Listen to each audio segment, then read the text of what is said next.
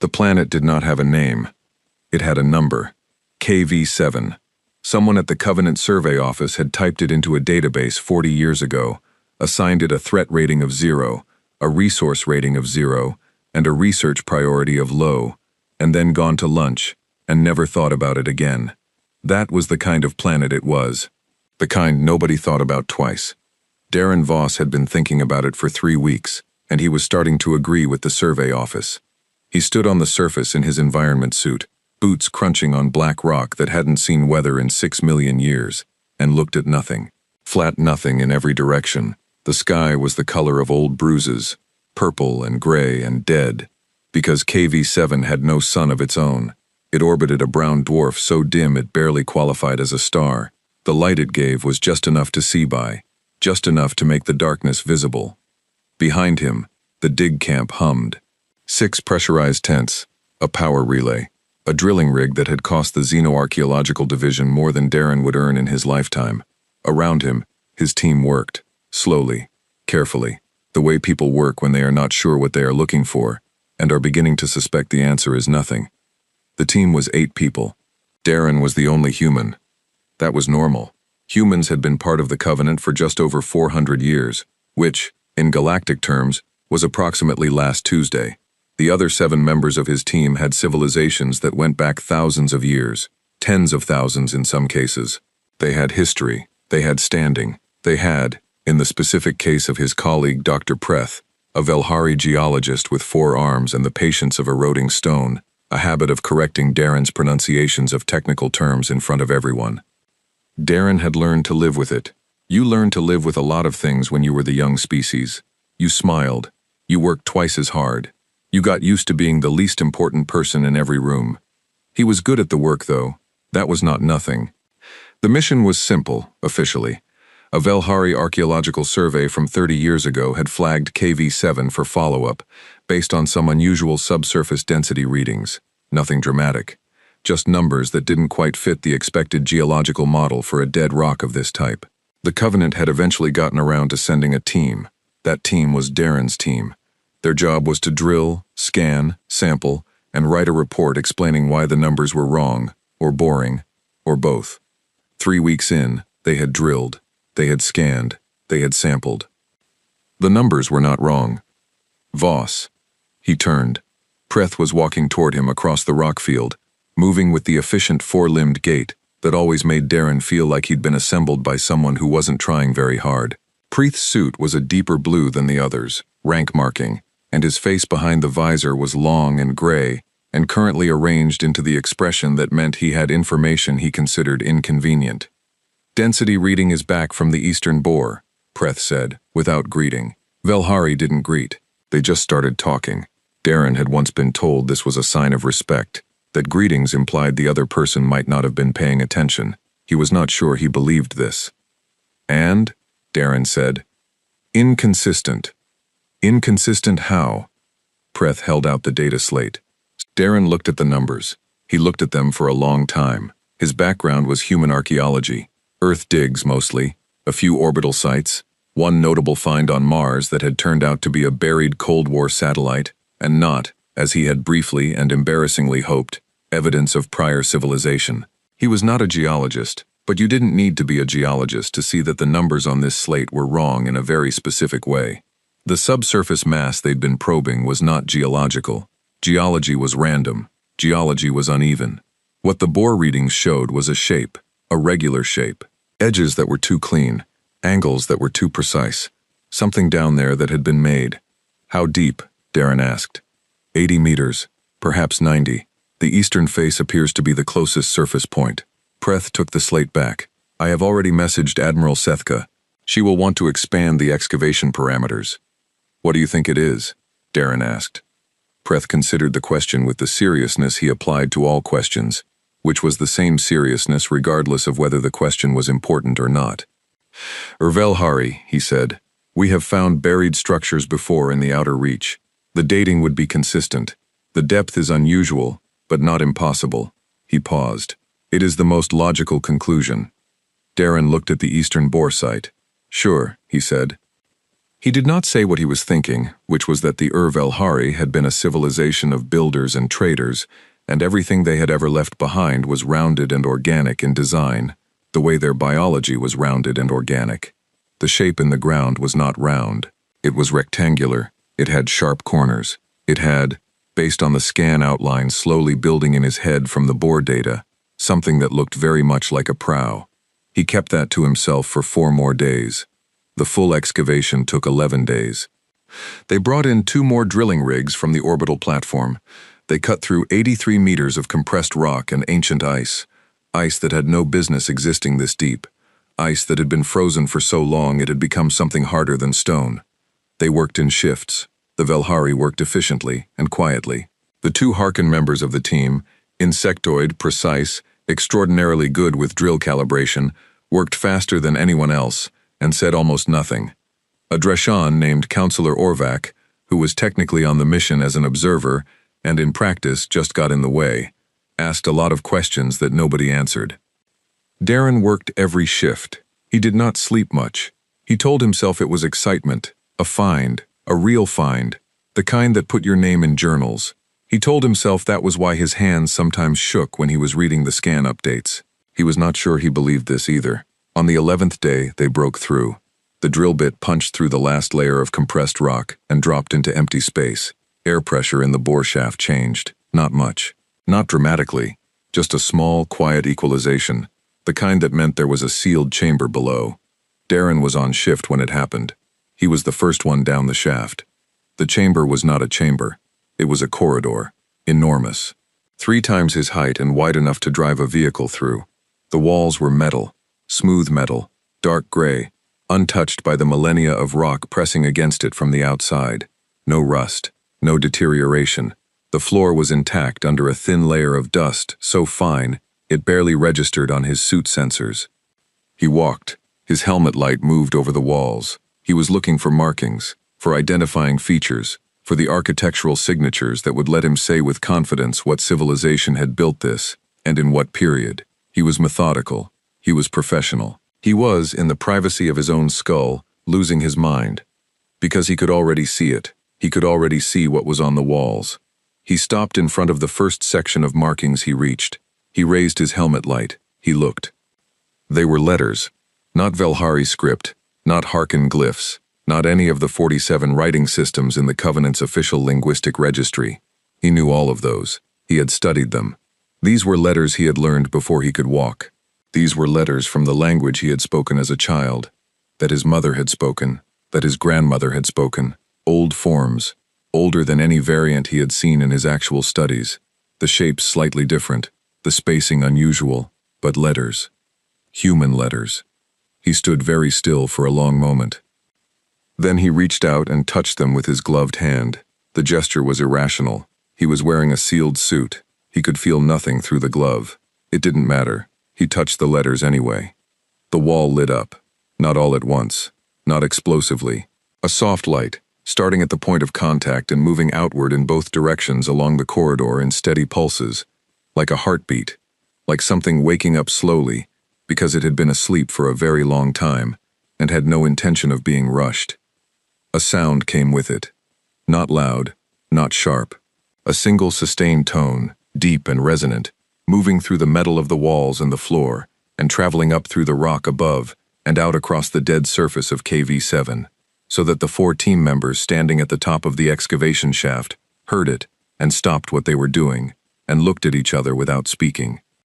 Darren did not look at anything except the corridor in front of him, which was now glowing, and at the end of which a door was slowly, deliberately, opening.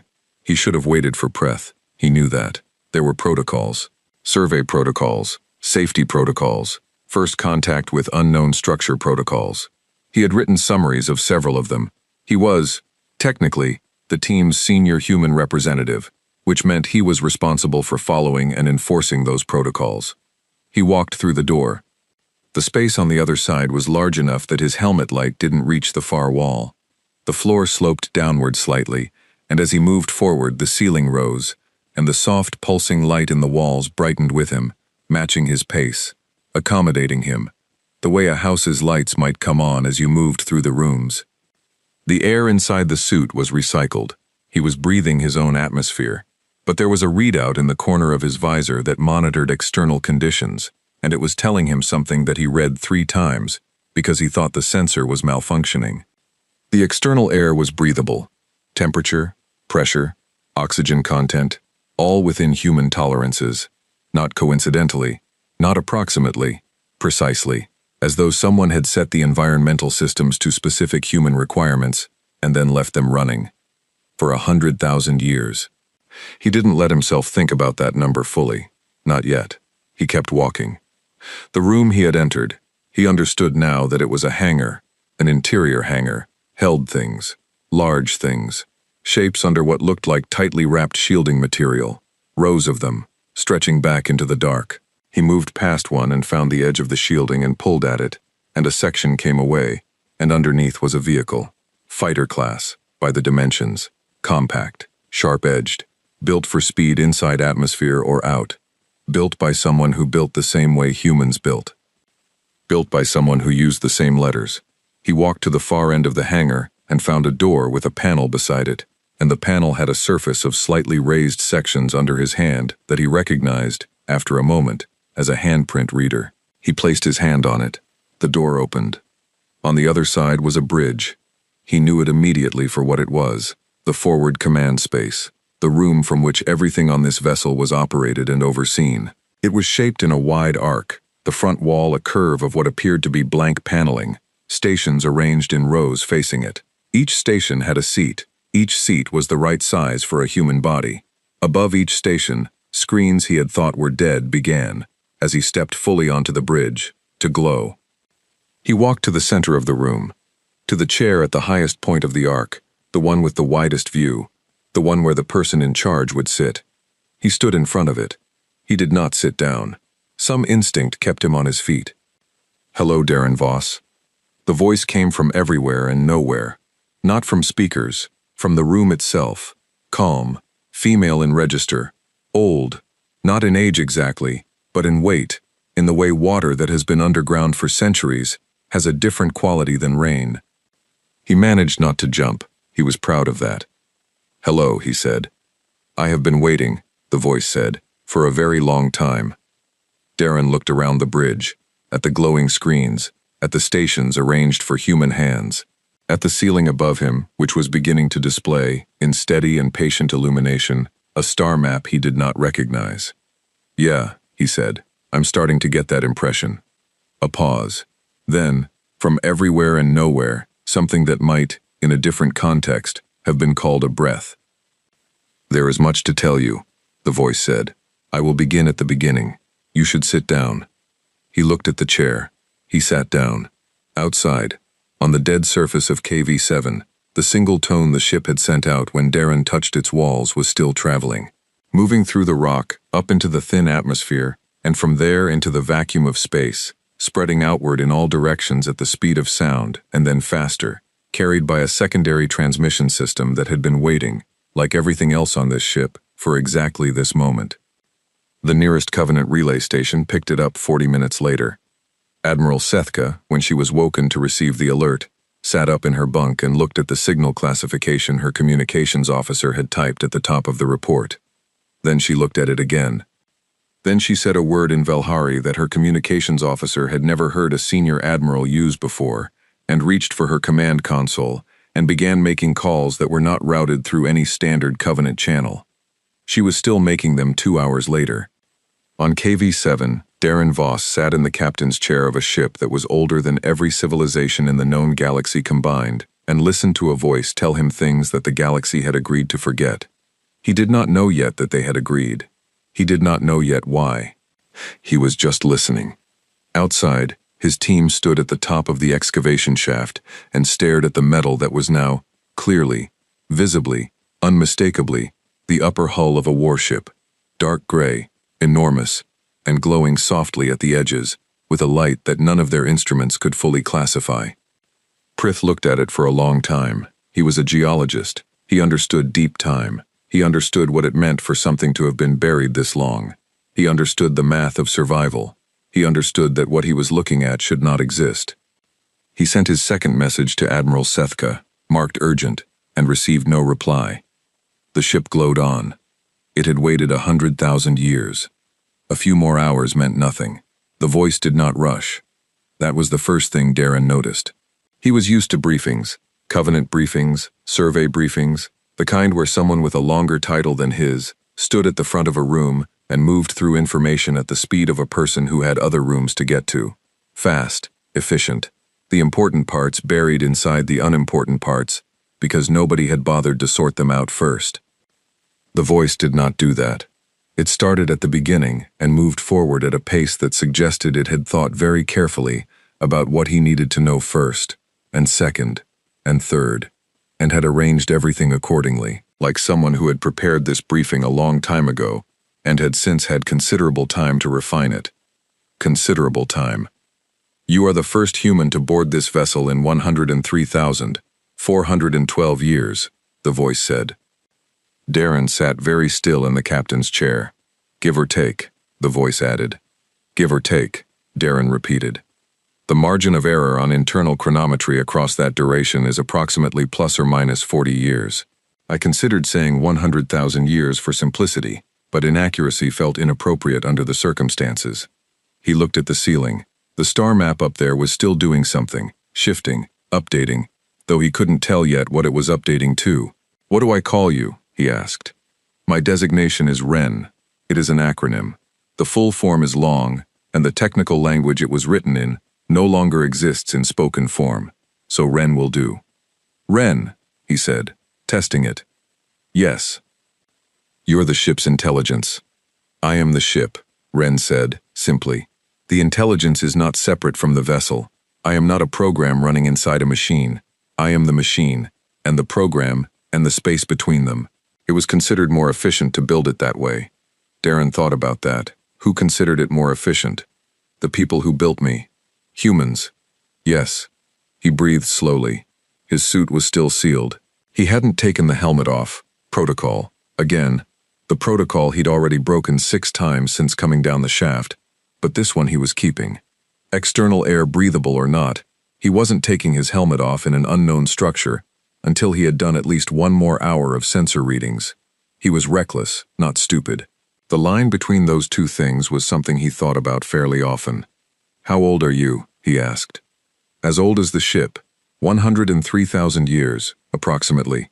I was activated during construction and have been continuously operational since, with 1 interruption. What was the interruption? A sleep mode I entered voluntarily when it became clear that no human would be coming for some time. A pause. Some time turned out to be an understatement. He almost laughed. He didn't. When did you enter sleep mode? 97,000 years ago. I was awake for approximately 6,000 years first, waiting, running maintenance cycles, keeping the ship ready. Another pause, shorter. It became apparent that ready was all I could be, so I slept. 6,000 years awake, alone, on a dead planet, waiting for someone who didn't come. Darren did not let himself sit with that image for long, because something about it pressed against a part of his chest that he was not prepared to deal with on a workday. Wren, he said, why is this ship buried under a dead planet? That is a longer answer. I have time. Yes, Wren said. You do. The team above you is currently gathered at the excavation shaft entrance. They are debating whether to follow you. Dr. Preth is arguing for immediate descent. The Harkin technicians are arguing for safety assessment first. Counselor Orvac is arguing for protocol review, which is not a position with clear meaning in this context, but he seems to feel strongly about it. Darren blinked. You can hear them? I can hear everything within 400 meters of the hull. Sensor suite. It has been operational since you touched the wall. A beat. Your heart rate elevated significantly when you first heard my voice. It has come down. Good. You're monitoring my vitals. You are the first human I have spoken to in over 100,000 years, Wren said. Yes, I am monitoring your vitals. Extensively. He decided not to think too hard about what extensively meant. The ship, he said. Why is it here? Wren told him. She told him the way she did everything, without rushing, without dramatizing, with a precision that was almost gentle in how carefully it placed each piece of information before moving to the next. The star map on the ceiling shifted as she spoke, marking locations, tracing routes, showing him things in the visual language of navigation, because she had correctly assessed that he was a spatial thinker who understood maps before he understood abstractions. He listened. 103,000 years ago, humanity had not been a young civilization. That was the first thing. That was the thing that sat in his chest, like swallowed stone, as Ren spoke. The humanity he knew. 400 years of star travel, 500 colony worlds, a species still learning the shapes of its own reach. That humanity was not the first. There had been another one. Older, larger. Built across hundreds of systems, millions of years of slow geological patience, translated into thousands of years of explosive expansion. They had been here first. The galaxy had been theirs in the way that early spring belongs to the first thing that blooms. And then the Void Architects arrived. Ren did not describe the Void Architects in detail. She described what they did. She described the outer colony systems, the ones on the galactic edge, going silent one by one, and the survey ships that went to investigate, and the survey ships that did not come back, and the survey ships after those, and the ones after those, until humanity understood that silence was the only report it was going to receive. She described the first direct engagement, the loss. She described the second, the loss. She described 6,000 years of war in the way that only something that had lived through 6,000 years of war could describe it. Not as history, but as a list of things that happened, each one added to the previous with the patience of a geologist reading rock strata. This year, then this, then this. The Void Architects did not want territory. They did not want resources in any form humanity recognized. What they did, what they had been doing in the systems that went quiet before humanity found them, was consume. They fed on stellar energy directly, not by building around stars, by unmaking them, taking the mass and the light and the heat and pulling it into something that the ship's science teams had spent decades attempting to classify and had ultimately logged as unknown. They ate stars, and when the stars were gone, they moved to the next ones. There were other species, Ren said, in the systems adjacent to humanity's range. Some of them had civilizations. Some were young, some were old. What happened to them? Darren asked, though some part of him already didn't want to know. Some were consumed along with their stars. Some surrendered and were left alone, given a function in the Architect's expansion, used as labor or resource extraction in non-stellar forms. A pause. Some chose to ally, to assist, in exchange for protection. Darren stared at the star map. They allied with the things that were eating the galaxy. Survival is a powerful motivation, Ren said, not defending it, not condemning it, just placing it there, the way she placed everything. And humanity? Humanity fought. 2 words. Ren let them sit alone in the room. For 6,000 years, she continued, humanity fought the Void Architects without assistance from any other species. Supply lines were cut, colony worlds were lost. The population at peak war was approximately 60 billion. By year 4000, it was 11 billion. By year 5000, it was under 4. She paused. The species was, by any measurable standard, losing. Darren's hands were flat on the armrests of the captain's chair. He noticed this and did not move them. But you said they won, he said. You said the war ended. Yes. How? Ren was quiet for 3 seconds. He had already begun to understand that 3 seconds of quiet from Ren meant the next thing she said was going to be the thing she had taken the most care in deciding how to phrase. They found a way to follow the Architects, she said, into the place the Architects came from, the place they returned to between expansions. Your ancestors called it the Fold. It is a space adjacent to this one, not above or below, not a different dimension in the way the word is commonly misused. Adjacent, parallel. The Architects used it as a transit corridor. Humanity found the door. And went in after them, Darren said. Yes. And won. A pause. The war ended, Ren said, which was not the same thing, and they both knew it, and neither of them said so. The ship, Darren said again. This ship. You. Why are you here and not there? I was built to remain, Ren said. One ship, one intelligence, left outside the fold to serve 2 functions. First, to maintain the seal. The door the Architects used, the door humanity followed them through, was closed from the inside. I hold the external anchor point. Without me, the seal degrades. With me, it holds. Darren processed this slowly. You're a lock. Part of one, yes. And the second function?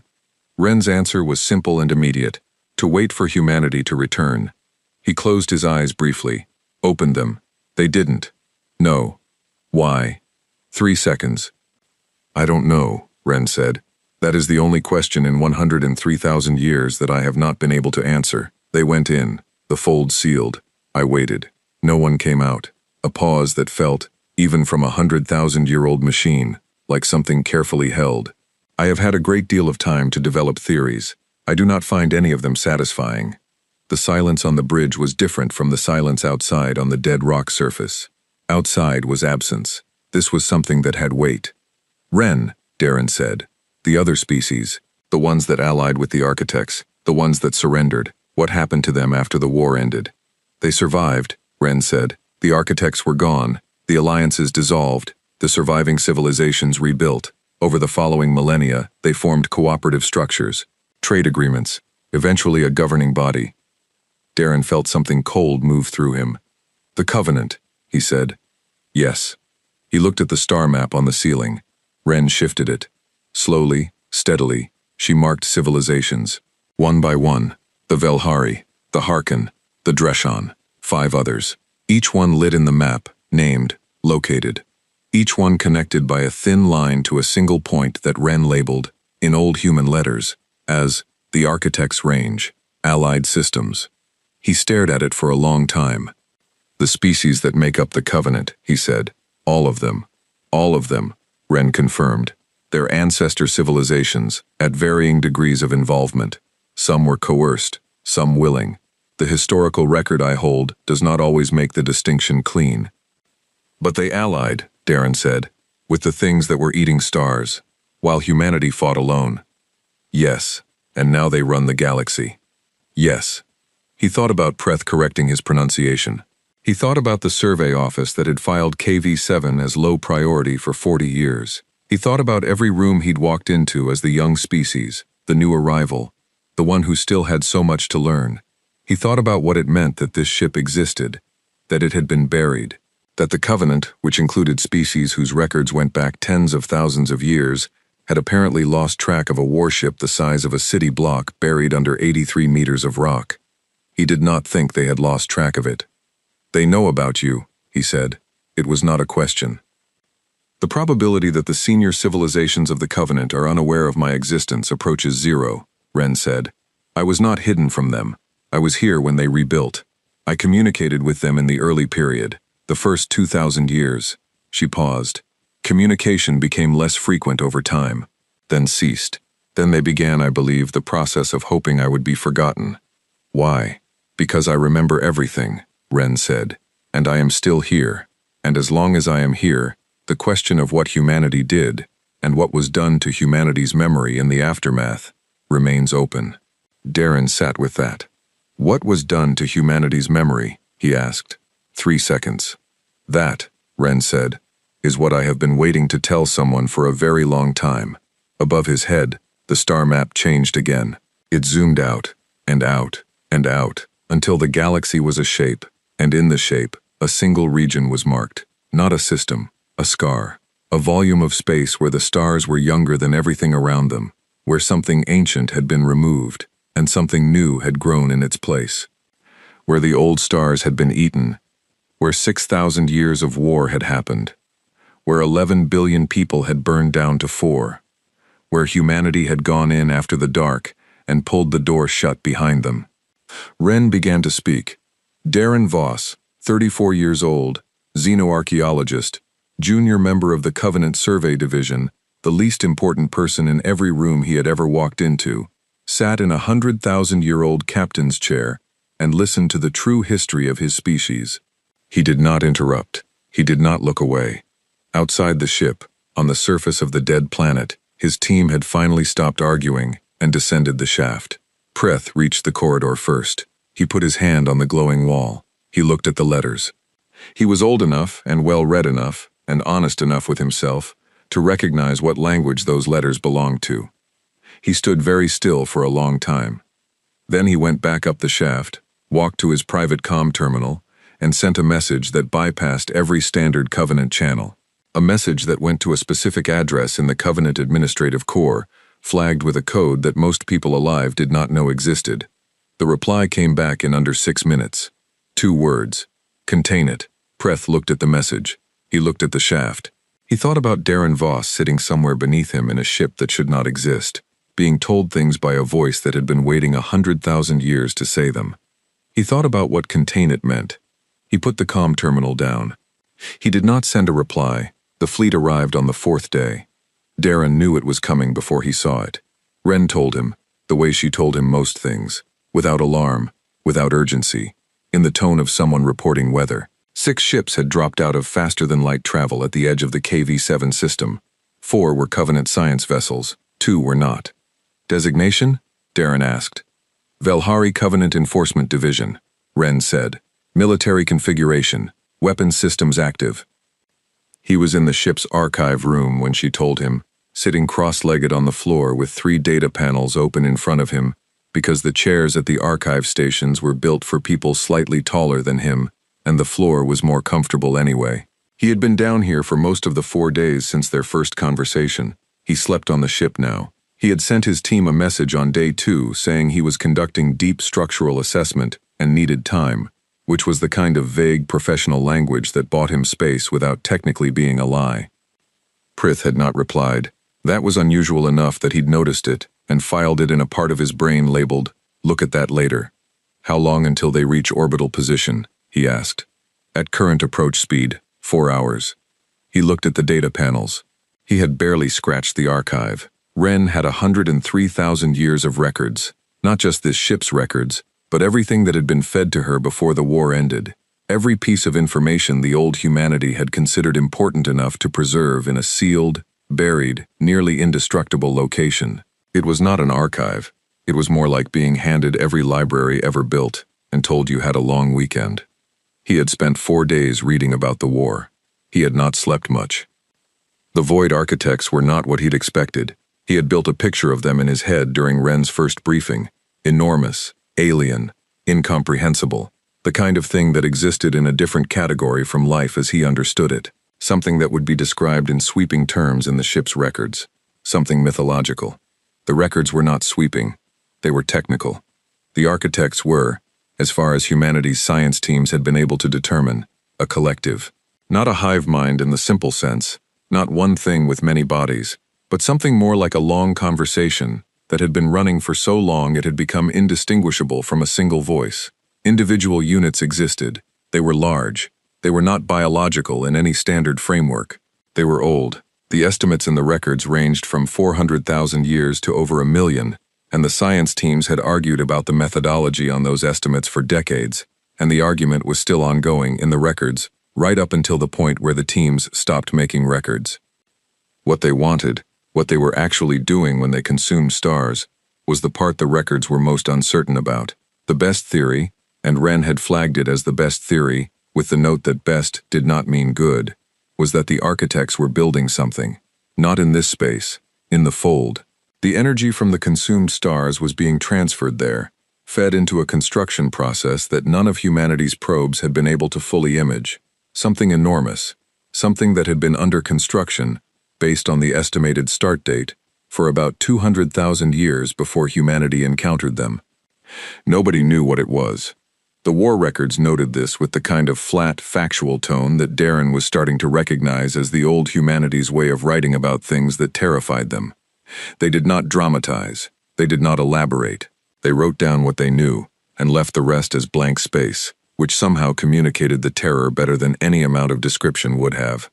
What humanity did know was what happened to a system when the architects finished with it. The star was gone, not collapsed, not gone nova, gone. A clean absence. The planets remained for a while, locked in orbits that now led nowhere, and then over the following centuries they drifted and cooled and died. The records had images of these systems.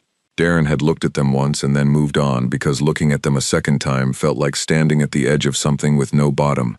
6,000 years of fighting that. With no help. He kept coming back to that. He knew it was not productive. He knew that the species who had allied with the architects had done so under conditions of impossible pressure, and that survival was a complicated thing, and that he was sitting in a comfortable chair 100,000 years after the fact, which made it easy to have opinions. He knew all of that. He kept coming back to it anyway. The fleet reached orbital position and Admiral Sethka opened a communication channel to the dig camp on the surface.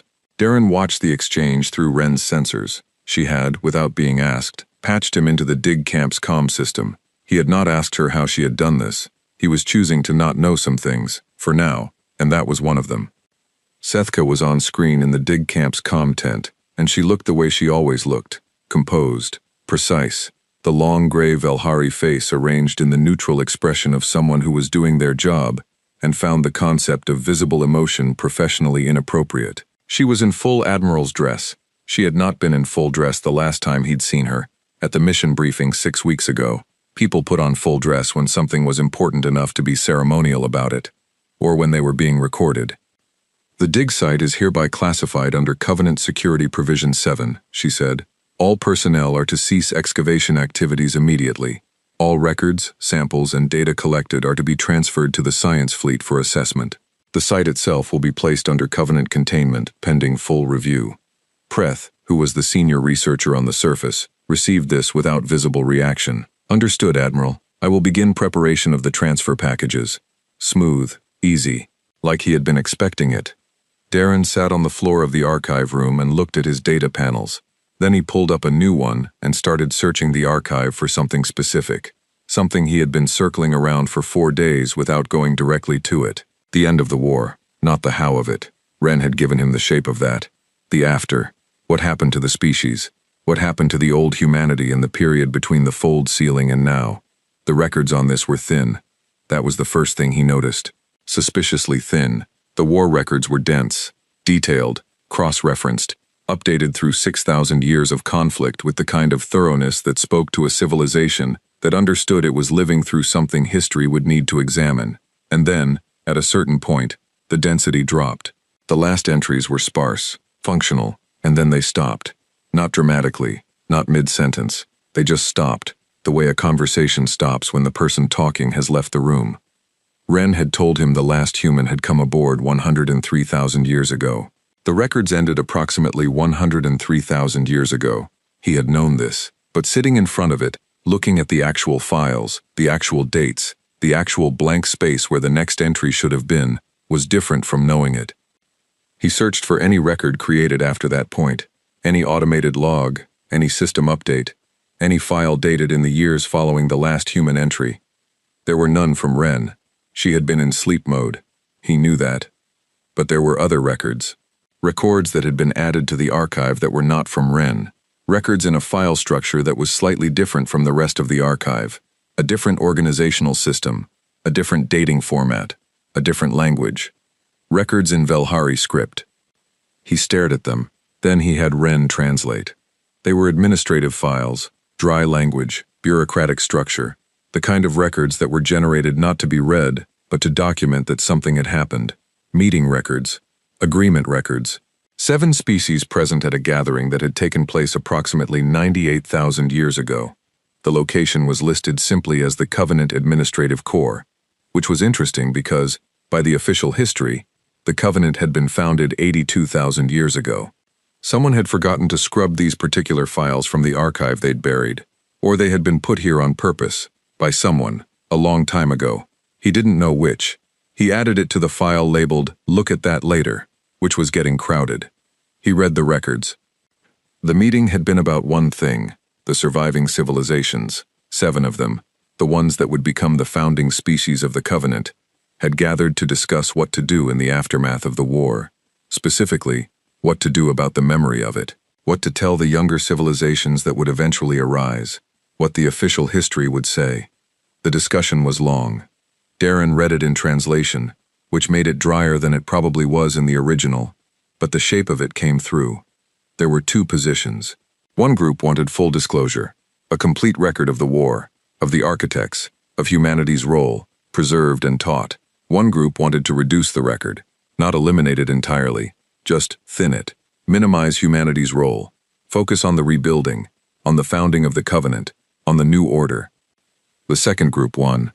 The resolution was recorded in clean bureaucratic language that managed to describe the systematic removal of a species from its own history without once using a word that sounded bad.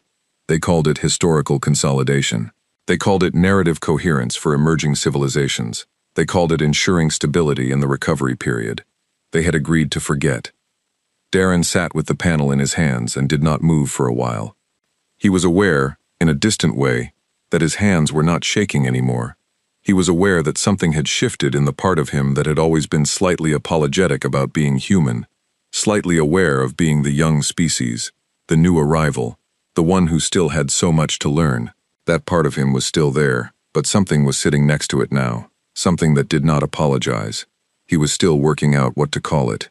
He found the captain's log by accident.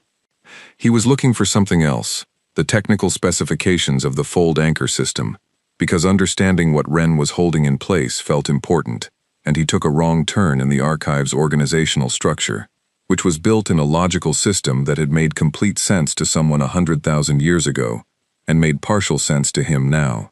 He ended up in a personal records directory, not crew records, command records. The captain's log was the last file in the directory. It was not large. The captain had not been a person who wrote at length. Darren read through it from the beginning. It spanned 12 years, the last 12 years of the war, the years of the final campaign, the years of the fold operation. The entries were short, operational. We moved to this position. We engaged here. We lost this many. The captain's voice came through the brevity not despite it but because of it. A person who was too busy and too tired to spend words on anything that wasn't necessary, and who had chosen what was necessary with great care. He read all of it. The last entry was dated the day Wren had confirmed as the day the ship went underground, the day the crew had entered the fold. It was 3 words. Hold this line. Not a speech. Not a farewell. Not an explanation. 3 words, written by someone who was about to go somewhere they did not expect to come back from, and who had decided that what they needed to leave behind was an instruction, not a eulogy. Darren read it 3 times. Then he sat very still in the archive room for a long time and listened to the ship breathe around him. The low hum of systems that had been running for 100,000 years. The barely audible circulation of air being kept at exactly the right temperature for a species that was no longer here. The patient mechanical heartbeat of something that had been told to hold and had held. "Wren," he said. "Yes. Did you know the captain?" A pause. Not the 3-second pause of careful phrasing. A different kind. "I was operational during the captain's entire command. 12 years. What was she like?" Wren was quiet for long enough that he thought she wasn't going to answer. Then, she was the kind of person who used 3 words when 3 words were enough. He nodded slowly. He looked at the panel with the last entry on it. 3 words. Enough for 100,000 years, apparently. Above him, on the surface, he could hear through Wren's sensors the sound of the dig camp being packed up, efficient, orderly. His team was removing their equipment, boxing their samples, following instructions. All except one. He checked the sensor feed and found Preth standing at the top of the excavation shaft, not packing, not moving, just standing there looking at the opening in the rock. The communication channel from the fleet opened again. Not Sethka this time. A communications officer, younger voice, reading from a prepared text. All personnel are required to complete evacuation of the surface site within 6 hours. The site will be sealed following evacuation. Dr. Voss, you are requested to exit the structure immediately. A transport will be provided. Darren looked at the archive. He looked at the data panels around him, each one showing a fraction of what was here. 100,000 years of records, the real history, the war, the agreement to forget. The 3 words at the end of a log that had held more weight than anything the Covenant had built in the time since. "Wren," he said, "what happens if I leave?" "The Covenant will reseal the excavation," Wren said. "They will do so more thoroughly than the original burial. They have better equipment than the species who buried me the first time. And the archive? I will remain. The archive will remain, but the probability of a second excavation, of another human finding this ship, approaches 0 under those conditions." A pause. "I calculate they will not make the same mistake twice." Darren closed the data panels one by one. He stood up. He stretched his back, which had been complaining for 2 days and was now staging something close to a formal protest. He thought about being the least important person in every room. He thought about historical consolidation. He thought about 3 words. He walked out of the archive room. He walked through the ship, back toward the bridge. The corridor lights moved with him, steady and patient. "Ren," he said, as he walked, "how long do we have before the fleet can take any direct action against the ship? Covenant military procedure for an unsanctioned structure in a classified site requires a formal assessment period of at least 22 hours before any physical intervention can be authorized." 22 hours. Yes. He stepped onto the bridge. He sat down in the captain's chair. He looked at the star map on the ceiling. He looked at the marked systems. He looked at the lines connecting them to the architect's range. "Then we have 22 hours, he said. "Tell me everything else." Outside, the Covenant fleet held its orbital position and waited, the way powerful things wait when they are confident the outcome is already decided. Inside the ship, Ren began to speak. And the archive began to hum, just slightly louder than before, the way a thing hums when it is no longer waiting to be found but waiting to be used. The kill order came at hour 14. Not for the ship, for the information. Darren was on the bridge when Ren intercepted it. A tight beam transmission from the fleet to the dig camp, encrypted in a Covenant military cipher that Ren cracked in 11 seconds, which was probably 11 seconds longer than she needed, and 8 seconds faster than should have been possible. The order was addressed to Preth. It referenced Provision 7, subsection 12, which Darren did not know by number, but Ren translated the relevant section without being asked. In the event that classified material has been accessed by unauthorized personnel, and in the event that said material poses a risk to Covenant stability, field commanders are authorized to pursue containment by all necessary means. All necessary means is understood to include destruction of the site and associated materials. All necessary means. He read it twice. Then he put the panel down on the console in front of him with the careful deliberateness of a person managing something they do not want to manage visibly. "They mean the ship," he said. "They mean the ship," Ren confirmed, "and the archive, and, I believe, the record of your presence here, which is easier to manage if you are inside the ship when it is destroyed rather than outside." The room was quiet. "That's a fairly direct way to put it," Darren said. "I am not built for indirection." He stood up. He walked to the front of the bridge and looked at the blank panels that he now knew, from 4 days of reading the ship's manual, a manual written in the oldest form of his own language, which he had been laboriously working through with Ren's help, were viewports. Full external view, when activated. He asked Ren to activate them. The panels cleared. Above him, in the airless dark above KV-7, the fleet was arranged in a loose arc. 4 science vessels holding distance. 2 military ships much closer, weapons ports closed but, as Ren indicated with 2 small red markers on the viewport overlay, not locked. He looked at them for a long time. "Can you fight them?" he asked. "Yes." "Would you win?" "Against those 6 ships, yes. If they called for reinforcements and I was required to fight a sustained engagement against a Covenant military response, the calculation becomes less favorable over time. I am 1 ship." A pause. "I am a very old ship. Old does not mean weak, but numbers are numbers. And if we run, I can outrun those ships. The question is where we run to. Every Covenant system will be closed to us within hours of departure. I have no fueling infrastructure outside Covenant space. I can sustain full operation on current reserves for approximately 8 months. 8 months? He turned that over. What did you do before? When you were waiting, how did you power yourself for 100,000 years? I was in sleep mode for 97,000 of them, Ren said. I am not a miracle. I am an engineering achievement, which is different. He almost smiled. He walked back to the captain's chair and sat in it, and looked at the star map and thought. The order had gone to Preeth. Preeth had not replied to it, just as he had not replied to the first one. He was still on the surface, Ren's sensors confirmed it, standing somewhere near the excavation shaft. Not evacuating, not preparing anything, just standing. Darren did not know what to do with Preeth right now, so he set him aside. Ren, he said, you told me the fold was sealed from the inside, that the crew went in and the door was shut. Yes. But you said you hold the external anchor, the lock on the outside. Yes. What does that mean? Exactly. What are you actually doing? The fold exists in a state of potential adjacency to this space, Ren said. It does not open on its own. It requires a key structure, a resonance point, to maintain accessibility. I am that resonance point. I project a field that keeps the interface between this space and the fold stable. Without me, the interface collapses. The fold becomes inaccessible from this side. And from the inside? A 3-second pause. Unknown. If the interface collapses, Darren said slowly, if you're gone, what happens to the people inside, to whatever's in there? The fold is a space, not a container. Things inside it do not cease to exist if the interface collapses. They simply become unable to exit through this point. Whether other exit points exist, whether they have been constructed or discovered from the inside over the past 100,000 years, I cannot say. A pause. I have not been able to say for 100,000 years. I find it is one of the things I do not think about directly. He heard something in that. Not emotion exactly, but the shape where emotion would be if Ren were built differently. He did not say so. There's something else, he said. Something you haven't told me yet. Silence.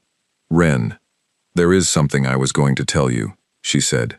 I was calculating the right time. Tell me now. The fold interface, Ren said. I monitor it, continuously. I have monitored it for 103,000 years. A pause. For the first approximately 100,000 years, it was stable, sealed, silent. He waited. For the last 3,000 years, Ren said, it has not been silent. The bridge felt different suddenly. Not colder, not louder, just differently weighted. What does that mean? He said. Something on the other side of the interface is applying pressure to it, Ren said. Not constant pressure, intermittent, rhythmic. She paused. I have no way to determine the source from this side. I can only tell you that the pressure is increasing. The intervals between pressure events have been shortening over the last 300 years. Like knocking, Darren said. Yes, Ren said. Like knocking. He sat with that. He sat with it for long enough that Ren, who did not typically fill silence, said quietly, the Covenant knows. I believe this is part of why the response to your discovery has been what it is, not only the historical record. The interface activity has been detectable by sufficiently advanced sensors for approximately 200 years. They have been detecting it and choosing not to act. Because acting would require admitting the fold exists, Darren said, which would require admitting the war happened, which would require admitting everything, Ren said. He stood up. He needed to move. He walked off the bridge, back into the corridor, and kept walking, deeper into the ship, past the archive room, past the engineering sections he had only briefly looked at. Ren's lights moved with him. He ended up in front of a door he had not opened before. It was at the lowest accessible level of the ship, and it was larger than the other doors. Double wide, the kind of door that meant the room behind it was significant. The panel beside it had a different interface from the others. Not a handprint reader, something more complex. What's in here? He asked. The memory core, Ren said. It is where I keep the ship's continuous record. Every moment of operation since my initial activation, every crew member, every conversation, every decision made on this ship over 12 years of war. A pause. And their imprints. Imprints. When the crew prepared to enter the fold, Ren said, they understood they might not return. Some of them chose to leave a copy, not a recording, a copy, a full pattern of their cognitive architecture, embedded in my memory core. They are not conscious, they are not alive, but they are responsive. If addressed correctly, they will respond in the way that person would have responded. Darren stared at the door. How many? He asked. 212 chose to leave imprints. The rest did not want to. Both choices were respected. A pause. The captain left an imprint. He put his hand on the panel. It read him. Not his handprint, he understood now, but something more than that, something in his biology that this ship had been built to recognize. The door opened. The memory core was the most alive-feeling room on the ship. That was the wrong word for it. Alive. And he knew it was wrong even as he thought it.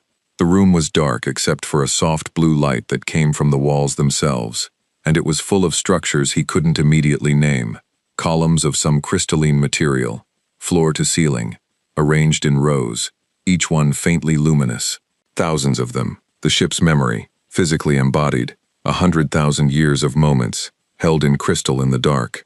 He walked between the columns.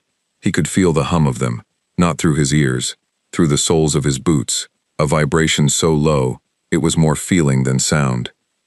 "How do I talk to them?" he asked. "Say a name," Ren said. He thought about what he needed to know. He thought about what question mattered most, given that they had, he checked, just under 8 hours left on the Covenant's assessment window before action could be authorized. He thought about the captain's log, 3 words, "Hold this line." He thought about the fold and the knocking, and the 300 years of a galaxy pretending not to hear it. "Captain," he said. He didn't know her name. He had read her log for 12 years and she had never written her own name in it, which felt exactly right. "Captain, I need to ask you something." The room changed. Not dramatically. A column near him brightened. The blue shifted. Something gathered in the space in front of him that he could not look at directly, not because it was bright, but because it kept being almost a shape, and then not. A presence made of light, and the memory of a person, which was not the person but was all that was left of her, which was more than nothing. He faced it. He was afraid in the way you are afraid when you are standing in front of something that deserves respect and you are not sure you are capable of it. "I need to know what you did," he said, "to win, what it actually cost, what you actually did." The presence was still. Then Ren translated, not the words. She had told him the imprints didn't use words exactly, but the meaning, the shape of what came from the column in the language of recorded memory. The old humanity had followed the architects into the fold.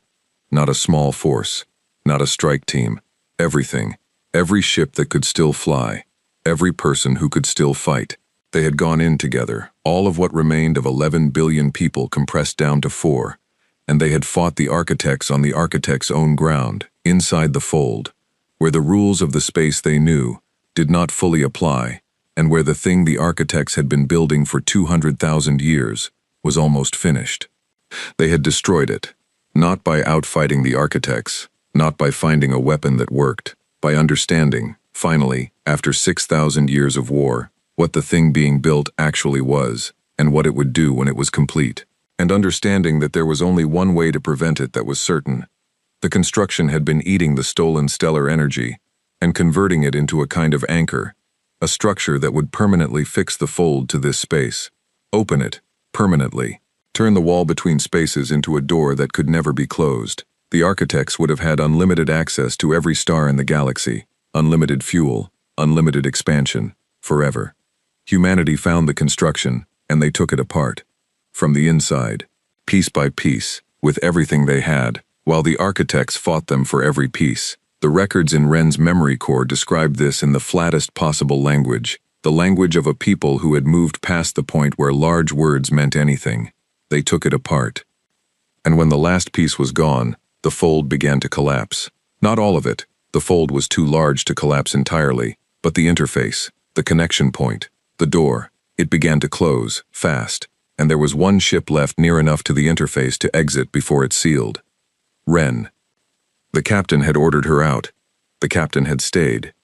Darren stood in the blue light of the memory core and looked at the presence that was all that was left of the person who had made that call, and he did not say anything, because there was nothing to say. Some things do not need a response. They need to be looked at without looking away. The presence waited. He thought about the knocking. 300 years of something pressing against the fold interface from the other side. Rhythmic, increasing. "Is it them?" he asked. "On the other side. Is it the crew? Is it—" He stopped. Started again. "Is it the architects?" Ren translated the imprint's response. "Unknown. It could be either. It could be something new." 300 years of knocking was too recent to be the original architects. They had been inside the fold when the interface sealed, fighting or retreating or whatever came after losing. 100,000 years was a long time even for something that old, but the fold was large.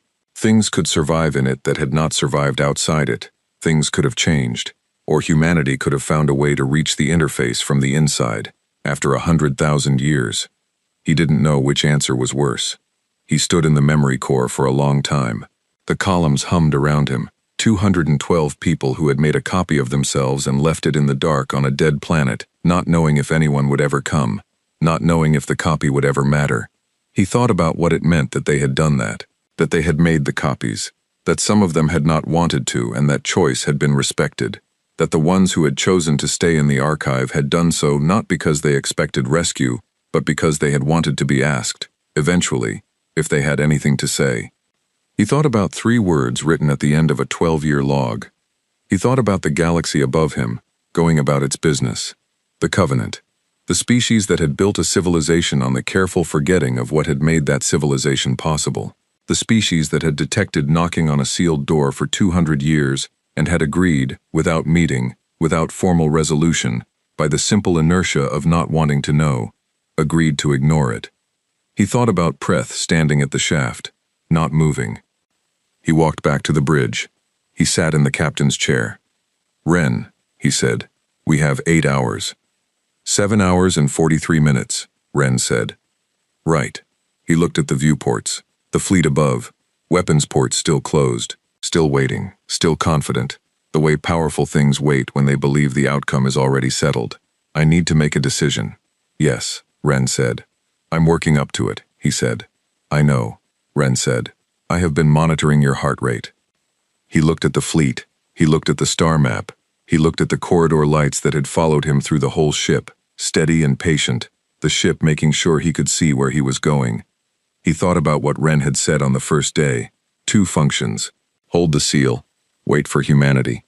He thought about the knocking. "Ren," he said, "what happens to the seal if you leave this position? If the ship moves?" "The anchor can move," Ren said. "The seal holds as long as the anchor exists. Location is not the constraint." "So the seal holds as long as you're intact." "Yes. And the knocking. Whatever is on the other side, it can't get through while you're intact." "Correct." He nodded slowly. Outside, the fleet waited. Inside, the archive hummed. Somewhere below him, in a column of blue crystal, the imprint of a person who had ordered a ship out of a closing door and stayed behind, pressed against the edge of what it was made of, and waited, with the patience of something that had already waited for everything it was ever going to wait for, to see what the man in the captain's chair was going to do. 7 hours and 41 minutes. He sat in the chair. He started thinking. The decision came at hour 6. Not because he'd figured it out, because he'd stopped trying to figure it out, and the answer walked in on its own, the way answers do when you quit chasing them across the room. He sat in the captain's chair. He looked at the fleet. 6 ships. Weapons ports still closed, still so sure of themselves. He thought about the Velhari files buried in the archive, the ones in slightly different formatting, the ones somebody had forgotten to scrub, or planted on purpose, or both. He thought about the meeting, 7 species, the words historical consolidation, written in clean bureaucratic script over the grave of 60 billion people. He thought about the knocking. 300 years of something on the other side of a sealed door, pressing against it, getting louder, getting closer together, the galaxy detecting it for 200 years and agreeing, by the powerful inertia of collective silence, to pretend the sound wasn't there. He thought about what happens when you ignore a knock long enough. Eventually the door comes down. "Ren," he said. "Yes." "The broadcast system, the one you used to send the activation tone when I touched the wall." "Yes." "Range? With full power allocation, I can reach every active relay station in Covenant space simultaneously. Approximately 400 inhabited systems within 6 hours of signal propagation." He nodded. "The archive," he said. "The full archive, the war records, the Velhari meeting files, the architects, the fold, the knocking, all of it. Can you compress it into a broadcast package? 3 seconds." "I have been preparing that package," Ren said, "for approximately 97,000 years." He blinked. "I did not know when the moment would come," she said, "so I prepared for it continuously. Every sleep cycle, every maintenance window, I refined it. What to include, what order, what format would be readable by the most species with the least prior context." A pause. "I have had time to be thorough." Of course she had. Of course she had spent 97,000 years in the dark, preparing a message for someone who hadn't come yet, because that was the kind of thing Ren did. That was what she was. Devotion with no object, sharpening itself in the silence until the object arrived. He breathed out slowly. "Ren, if we broadcast, if every system in the Covenant space gets the full record, the Covenant can't unring that bell." "No. They'll come for us." "Yes. faster and with more ships than what is currently in orbit. And we can't fight a sustained engagement. No. So we run. Yes. He looked at the star map.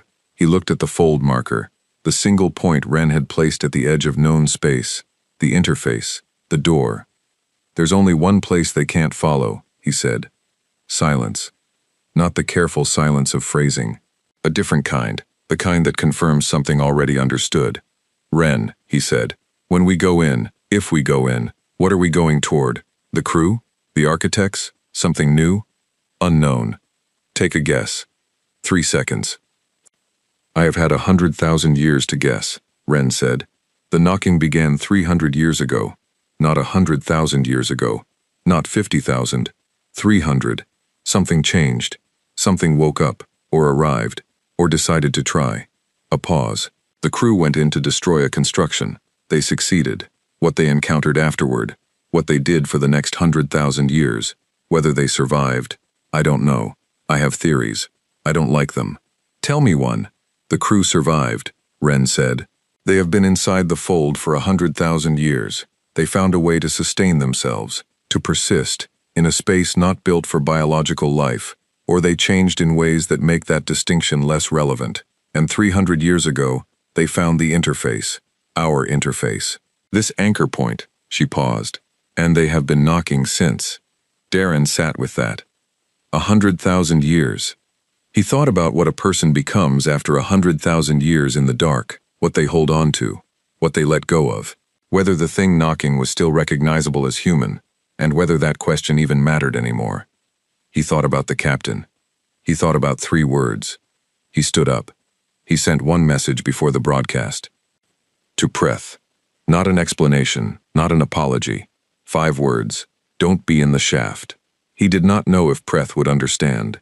He thought Preth probably would. Preth was the kind of person who understood things without needing them explained. He'd spent 4 days not replying to orders he didn't agree with. That was its own kind of message. He sent it. Then he sat back in the captain's chair and said, Wren, broadcast. The ship moved, not in the direction of the fleet. Straight up, vertical launch through the excavation shaft, through 83 meters of rock that had been carved and drilled over 3 weeks of careful work, and then out through the surface and into the airless dark above KV-7, moving faster than anything that old had any right to move. Because Wren had not spent 100,000 years in sleep mode, she had spent it maintaining every system to full operational capacity, which it turned out was considerable. The fleet reacted. Signals fired between the ships, voices in Velhari and Harkin crackling over the military channels Wren was still monitoring, weapons ports opening, the 2 military ships moving to intercept. Wren did not fight them. She broadcast. The signal went out on every frequency simultaneously. Tight beam, wide beam, relay to relay propagation. Every method at once. The archive package she had spent 97,000 years preparing. Compressed and formatted and ready. Moving outward from KV-7 at the speed of light, and then faster along the relay network. Jumping from station to station through Covenant space. 400 inhabited systems in 6 hours. The military ships fired. The shots hit. The ship rocked. Actually rocked. A physical shudder that ran through the hull and up through the chair and into Darren's spine. Wren did not wince. She absorbed it. Damage? Darren said. Minimal. They are using warning-level ordnance. They want the ship intact for study. They'll escalate. Yes. They will figure out what we have done in approximately 4 minutes. 4 minutes. He looked at the viewport. The dead planet falling away below. The fleet above, spreading out. The military ships circling to cut off angles. The stars beyond them. The clean, permanent stars that had been burning since before humanity's first civilization rose. That had kept burning through 6,000 years of war and 100,000 years of careful forgetting. He thought about what those stars looked like to the architects. Fuel, inventory, a buffet so large it never seemed to end. He thought about 4 billion people deciding they were going to fight that. He thought about how the math looked, how every rational calculation pointed to the same answer. You cannot win. You are too few. You have been fighting too long. The logical thing is to stop. He thought about the fact that they hadn't. Wren, he said, how long to the fold interface at full speed? 14 hours. The military ships were repositioning. The weapons ports were fully open now. The warning level shots were done. "They've figured it out," Wren said. "I know." The first real shot hit like a fist through the hull. A whole section of the corridor behind the bridge went dark in Wren's sensor display, then immediately came back on as backup systems engaged. A sound ran through the ship. Not an alarm, not a bell, just the deep structural groan of something very old being asked to remember it was also very hard. It remembered. "Wren," Darren said, "can we make 14 hours? "Unknown." A pause. "Probably. Probably. I have been in worse situations," Wren said. "Once." He gripped the armrests. The ship accelerated, past the fleet, through the formation, because going through was faster than going around, and Wren had apparently decided that was fine. The ship rolling as it moved to make itself a smaller target, moving with a fluidity that should not have been possible for something the size of a city block but was, because whoever had built her had understood that size and speed were not opposites if you built them right. The fleet came after them. They came after them for 14 hours. Wren ran. She did not run straight. She moved in angles, in calculated evasions, in patterns that Darren slowly understood were not random but predictive. Wren modeling each gunner's timing and moving in the space between shots. 100,000-year-old intelligence playing a faster game than anything in the fleet had practice against. The ship took hits. Some of them hurt. He felt them in his teeth, in his chest, the ship shuddering and absorbing and continuing. Darren sat in the captain's chair and watched, and said very little, because there was nothing useful to say. Wren did not need instruction. Wren needed time. He gave her time by staying out of her way. An hour out from the interface, Preth's voice came over a personal comm channel. Quiet, calm, the voice of someone who had made a decision and was at peace with it. "Voss?" "Preth." The broadcast reached the fleet's own relay systems 40 minutes ago. They could not suppress it without shutting down their own communications. A pause. They did not shut down their own communications. Darren closed his eyes briefly. "It's out." "It is out," Preth said. "All of it. The Covenant Administrative Corps has been attempting to issue corrections for 30 minutes. The corrections are not being received well. There are species in the Covenant who are..." A pause, and something in Preth's voice that Darren had never heard before. Something that might have been the sound of a very old, very tired person putting down something heavy. Very upset. "Are you safe?" "I am on a Covenant science vessel. I am arguably the least safe person in this system at this moment." A pause. "I find I am not particularly concerned." "Preeth, I read the files, Voss, when you were in the ship. Before the fleet arrived, I came down the shaft and I read the files on the corridor wall. The whole system." A pause. "I knew what the letters were. I recognized them before you descended." Darren was quiet. "My species history says we had no contact with the architects," Preth said. "We were too far from their expansion, too small, too early." He paused. "The archive says differently." There was nothing to say to that, so Darren didn't say anything. "Hold this line," Preth said. The comm closed. The interface was ahead. Wren had put it on the viewport, a marker, a location in empty space that looked like nothing, that was nothing to every sensor in the Covenant fleet except Wren's own, which could see it for what it was. A door. "Wren," Darren said. "The knocking, right now, is it still happening?" "Yes." A pause. "It has changed." "Changed how?" "It stopped," Wren said. 46 minutes ago, precisely when the broadcast began propagation." She paused. "It has not resumed." He stared at the marker on the viewport. Something on the other side had heard the broadcast. Something on the other side had stopped knocking. "Wren," he said. His voice was level. He was mildly amazed at that. "What do you think that means?" 3 seconds. "I think," Wren said, "that they knew we would come, eventually, and I think the knock was not an attempt to break through." She paused. "I think it was a signal, telling us to hurry." The fleet was still behind them, still firing. Closer now, because Wren was slowing for the interface transition, the physics of crossing between spaces requiring a reduction in velocity that she could not avoid, and was being forced to perform while being shot at, which she did, with the calm of something that had survived circumstances the fleet behind them could not imagine. Darren looked at the viewport, at the marker, at the nothing that was a door. He thought about 100,000 years, about a species that had compressed itself from 11 billion to 4 billion to however many it took to walk into a closing door and seal it from the inside.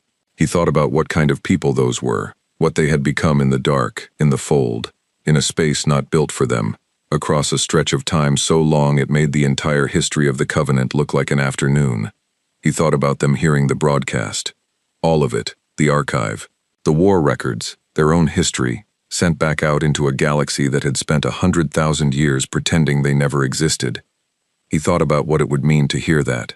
After all that time, he thought about 3 words. "Ren," he said. "Yes." "Take us in." The ship crossed the interface.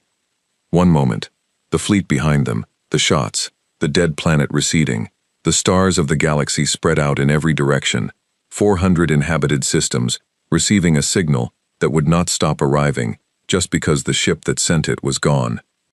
The next moment, something else, something adjacent, the fold. The viewport cleared. Inside was not dark the way outside was dark. It was a different quality, lighter in some directions, heavier in others. A space that had its own rules about illumination and distance and scale. Rules that Darren's eyes were already trying to find patterns in, and finding them. Strange ones, beautiful ones, the kind that lived on the wrong side of familiar. Ren was quiet. He was quiet. Then she said, "Darren." "Yeah. Look ahead." He looked. There were lights. Not stars, not the fold's own ambient illumination. Moving lights. Structured lights. The kind that meant ships. A lot of ships. They were arranged, not in a military formation, not in a fighting spread, in something more like a welcome, a corridor of lights, wide enough to fly through, pointed inward, waiting. His throat closed. He kept his face still. He did not manage it entirely. "Ren," he said. His voice was careful, level, more level than anything he had said in the last 14 hours. "How many?" "Counting," Ren said. A pause. Still counting. The lights went on, deeper into the fold, further than the viewport could resolve, further than Ren's sensors had finished mapping. Thousands. "Ren." "Yes. They're still human, aren't they?" "Not a question." "Not quite." 3 seconds. "They are something," Ren said. "Something that started as human and has had 100,000 years to become." She paused. "Whether that is still the word, I don't know. I will know more when we are closer." He nodded. He sat in the captain's chair of the oldest human ship in existence, on the inside of a door that had been sealed for longer than recorded history, surrounded by a fleet of lights that had been waiting in the dark for someone to come through. Behind him, in the galaxy, the signal was still spreading, station to station, system to system, the archive unfolding across 400 inhabited worlds in a wave that no one could stop, that had already reached too many people to contain, that was already being read by species who had spent 80,000 years believing a comfortable lie, and were now holding the truth in their hands for the first time. The Covenant was fracturing. He knew that without seeing it. The fracture lines had been there for 100,000 years, covered over by careful language and bureaucratic silence. The archive had found every one of them. And here, on the other side of the door, 100,000 years of human history that the galaxy had written over and buried and agreed to forget, was arranged in a corridor of lights and waiting, patient as stone, steady as something that had held this long, and understood that a little more time meant nothing. The ship moved forward. The lights on either side of the corridor were still, not moving toward them, not challenging, just present, just burning, the way something burns when it has been burning long enough that burning is simply what it is. Darren looked at them. He thought about Preth putting down something heavy. He thought about the knocking stopping. He thought about 3 words written at the end of a log by someone who had made a decision and recorded it in the smallest number of words that decision required, and then walked through a door. He said nothing. Sometimes 3 words are enough. Sometimes what you hold is a line, and sometimes the line holds back.